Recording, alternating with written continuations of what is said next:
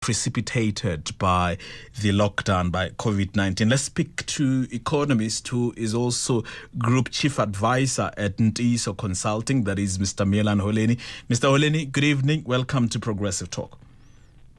Good evening, Chauke, and good evening to the listeners. Good evening indeed. So, obviously, there are great expectations from South Africans from the State of the Nation address coming at a time where we're dealing with COVID-19. Where do you expect the president to focus mostly in as far as the economy is concerned? So, this is one of, as you were explaining it, one of the most historic State of the Nation addresses. And I think one of the ways that I can just summarize the expectation is that expect nothing that will be spectacular, because there's nothing that is going to be spectacular due to the tough circumstances that the country is under and the world that is under. So whatever is announced must be taken with a pinch of salt, because it will be plans that will need to still be worked on and will materialize. So to paint a simple picture is that the expenditure exceeds the revenue of the country by quite a bit, which is about 731 billion rands. If you look at the GDP growth over the past 5 years, it's only been in real terms 1%. Looking at the wage bill of government, that is going to increase by about 7.2%. There is not a lot that we can expect to go around in terms of money in the kitty. And when you look at that, and I'll come back to talk about the wage bill and the expenditure there, but in terms of priorities, where do you expect the government to prioritize its spending? Obviously, health, COVID-19 should be there as always. So our view is that the government has prioritized a lot of funds towards the health side, the vaccine, as well as the education side, which means that they need to at least be able to spend money to get the education sector going. But we expect that tourism should be the focus, because when the borders open, tourism is really most elastic, because visitors are able to come into the country quicker. Those that have confidence and have understanding of the dynamics are able to come back quite quickly. So we believe that in those sectors, if government can at least spend a bit more effort to get the people healthy, to get the schools going, so that there is not a case of school children falling behind, as well as getting the tourism going. The other sectors are still subject to whether it's the mining industry, to the various price indexes. If it's the oil industry, the oil is getting softened, the price, and so on. So the idea of the government being able to get the industry going, they need to focus on those three key sectors. Yeah, and talking about getting the industry going, so of course getting the economy working, what do you think would be the areas that would be useful for the government, the areas or methods that the government can come up with to get the economy going, at least to go back, well, the attempt is to go back to pre-lockdown situations? So the area of incentives, where we believe government must be putting up decent incentives for the private sector to come to the party, excuse the pun. So the private sector sits with huge savings that if there are good incentives, good policies that are certain, it means that private sector can be coming to the party to start investing. And across the various other sectors, which I have not mentioned, such as the agriculture, in financial services, we know that there is the activity that is taking place around the digitalization, as well as the fintech, what others choose to call 4IR. So in those sectors, we want to get the private sector to be the ones that are able to fund and foot the bill for most of the projects, because they would want to turn a profit after having had such a difficult time. And so government needs to put proper incentives which are backed up by policies that are certain and can guide the investment into various sectors. Right. We're taking an ad break and we continue having this conversation. Progressive Talk on Capricorn FM.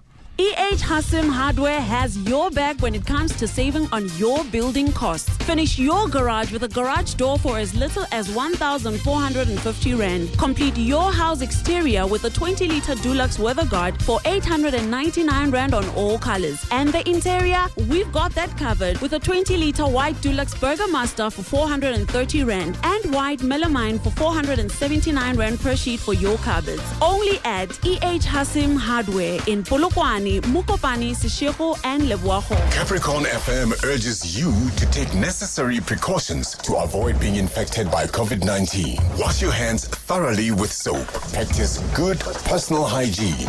Cover your mouth with a tissue or your elbow when coughing or sneezing. Don't share food and utensils. Always use clean utensils and see a doctor if you are unwell. Visit sacoronavirus.co.za for more details. Nghamula Chauke on Progressive Talk. Only on Capricorn FM. We're speaking to economist Mr. Miyelani Holeni here on Progressive Talk, and we're looking at the expectations from the State of the Nation address coming at 7. Mr. Holeni, one other issue you were talking about, it's the wage bill, and that has been a tricky issue for the government for the last 2 years, of course, with them reneging on the wage agreement that was there, that's in court now. What do you expect that the government is going to say, whether the president will touch on that this evening? So the wage bill is kind of, and I'll call it the Titanic, because it's one that has the potential to sink the whole of the effort that the government has been at least working on or amassing. So the current situation of having a smaller government, of reducing government and the size of government has not worked. And one wonders if the efforts that were put behind it perhaps were scuppered by the other stakeholders, be it at NEDLEC. So our understanding is that a smaller government, the one that facilitates for business, facilitates for private sector, facilitates for citizens to be able to do business even better, is one that would be desirable, but we don't need a bloated and top-heavy government structures that yield no revenue but spending. So to understand how government, for instance, would work, if you look at the Division of Revenue Act, which is published every year after the budget speech, you'll notice that about 45% of the fiscus goes into the national government, about 43% goes into provincial government, and only about 9% or so, or 8% goes into the local government.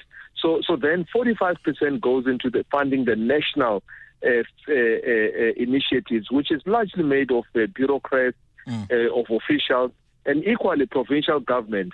So almost over 80% of the national fiscus is divided into the two top spheres, which quite frankly do not yield any kind of revenue or generate revenue in any sense as compared to the local government. So that is really the size of how government is divided and is heavily skewed towards the wage bill. So the wage bill increasing by about 7.2% will definitely weigh heavily on government expenditure. Now, those that expect the president to talk about socio-economic issues, to talk about issues around grants, whether there will continue to be these reliefs that were being offered by government in the midst of the pandemic, do you expect something around that? Our simple view is that grants, government has got no other ways. In fact, what we can come to expect with this particular budget is tax as well as grants. So that is the message. And as well as I've said, expenditure in the other social sector, such as social and health, education, and so on. So those are the three key things. So the other factors that for instance, the guarantee schemes and all of those things, we're not quite sure of the success of those schemes insofar as they were devised. But currently, what is certain from our side is that money will be spent but it will be spent in a way that goes into relief programs as opposed to stimulating the economy. There are those that say we won't expect too much, or we don't expect new things. We expect continuation of where government was. We expect perhaps talk of progress on the plans that were previously made and perhaps limited by the lack of movement in the economy and the pandemic. So the investment, for instance, that was has been attracted by the president over the past 3 years. Visibly, one would have to look very carefully or ask, the questions as to where has that investment materialized. So if you then are looking at where the future goes in terms of turning the economy around, the current government or the current circumstances that the government faces are of such a nature that whatever is done must be radical. Whatever is done must be focused. Whatever must be done needs to have money put behind it. So we would obviously want to look at the fact that the economy needs to be turned around. We are still in the midst of structural reforms that have been spoken about for a long time, which have not materialized as well. So in essence, the government's back is against the wall in terms of what we see. And therefore, anything that government does now needs to be radically different. So government will have to lose some friends that they've made, or they will have to at least make unpopular decisions and come up with different programs that are going to take the economy forward. For instance, if government woke up and said they are going to retrench officials, obviously that will be unpopular, but what it does is it saves the fiscus from having to incur such a large amount of expenditure on salaries and so on. But what that does, it releases money from pension funds and so on and so forth.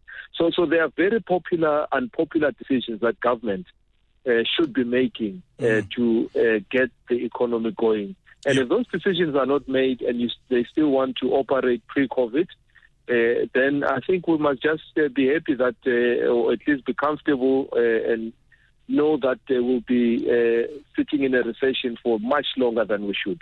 Thank you very much, Mr. Holeni. Good evening to you. Thank you very much. Good evening. That is Mr. Miyelani Holeni. He is Group Chief Advisor at Ntiyiso Consulting. Just 27 minutes after 6 o'clock. Let's break a little bit from